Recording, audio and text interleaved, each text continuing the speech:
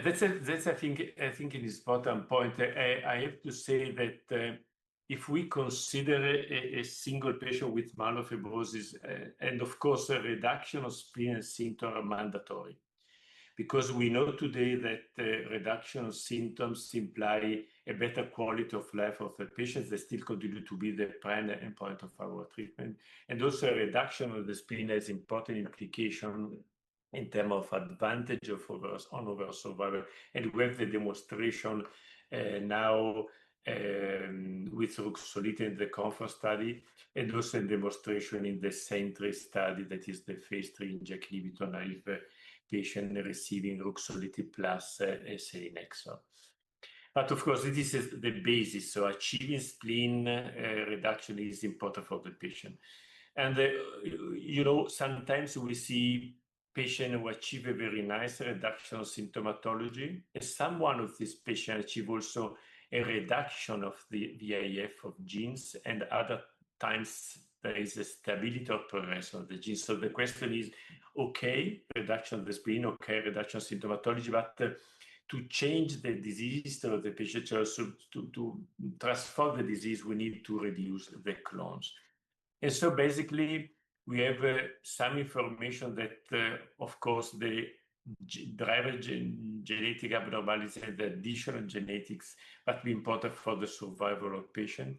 But we have also information that reduce the clones are relevant. For instance, we have evidence that reducing the clone of JAK2 more than 20% in the second-line setting with navitoclax and ruxolitinib, we can achieve a better PFS.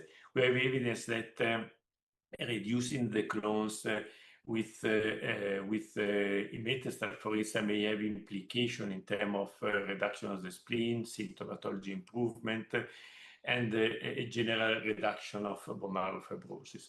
So there are some correlation among mutation variation and clinical benefit. The one among all, of course, the reduction of the VEF of CALR, the new antibody against CALR mutated, are absolutely in line with this important association.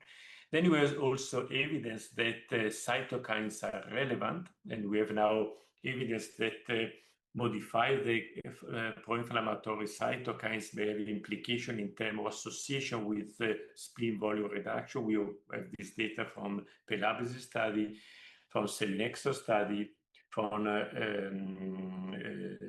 imetelstat study, and also with nuvisertib. So there is a signal that modifying and modulate the cytokines, we can have an advantage in terms of spleen reduction, symptom control, and also some very preliminary effect on overall survival. And then also bone marrow fibrosis, it's more unclear the role of reduction of bone marrow fibrosis versus overall survival. We have an important paper that compare BMF reduction with ruxo and momelotinib, and overall the paper by Stephen O demonstrated that there is no effect on survival if you reduce grade 1 or more bone marrow fibrosis. So this is still to investigate in my view.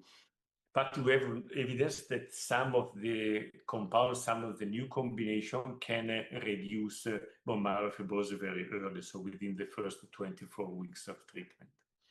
And the last point is blast cell. We know that blast cells are very dangerous because blast cell more than 5% means a higher risk of evolution into overt acute leukemia. There is a clear association with reduced survival. Consider that the survival of those patients with blast cell between 5 and 10, maybe around 2 years, and more than 10, so from 10 to 20, maybe of around 1 year. So this is the population of patients with a really high risk of evolution.